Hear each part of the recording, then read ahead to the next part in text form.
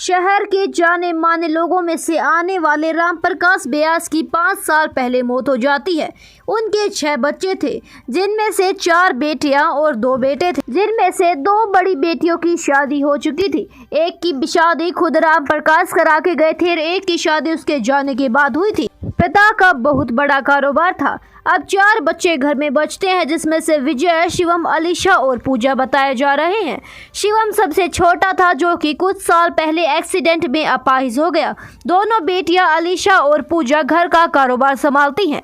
3 मंजिल का एक घर, और उसमें विजय एक इंसान जो कि बिल्कुल ही अकेला रहता था। ना वो किसी से बातें करता था, ना उसकी बहन भाई उससे ज़्यादा बातें करते थे, क्योंकि वो कारोबार में कोई हाथ नहीं बटाता था। इसीलिए वो अकेले एक कमरे में एक मंजिल पर रहा करता था। घर का कारोबार दोनों बेटियां संभालती थी।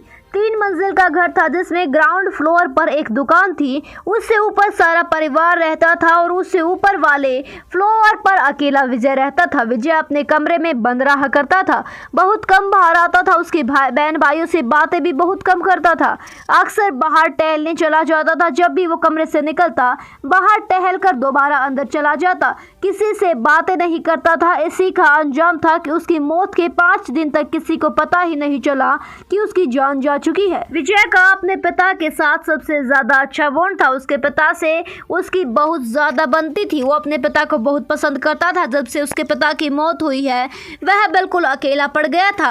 अब किसी के साथ भी वो अपना टाइम स्पेंड नहीं कर सकता था, इसीलिए अकेले कमरे में बंद रहने लगा था। उसके भाई बहन को भी कोई फर्क नहीं पड़ता था कि वो कब खाता है, कब उठता है। उससे 10 से 15 दिन तक वो बातें भी नहीं करते थे।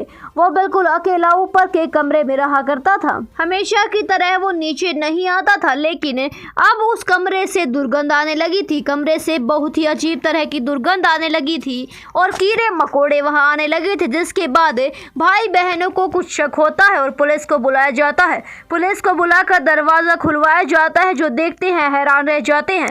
सब देखते हैं कि अपने बिस्तर पर ही मुंह वो सोया हुआ था और उसके ऊपर उसका कंबल ढका हुआ था।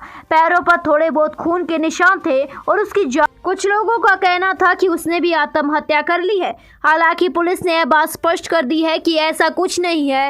वह रात को ही हर रोज की तरह ओढ़कर सोया था और जैसे ही वो सो जाता है, उसकी पोजीशन से पता चलता है कि नींदों में ही उसकी जान निकल जाती है। साइड के स्टूल पर भी उसका फोन रखा था। इन 5 दिनों में ना ही तो भाई बहन ने उसके बारे में कुछ पूछा, ना ही उससे जाकर मिले, ना ही किसी रिश्तेदार का उसके पास फोन आया।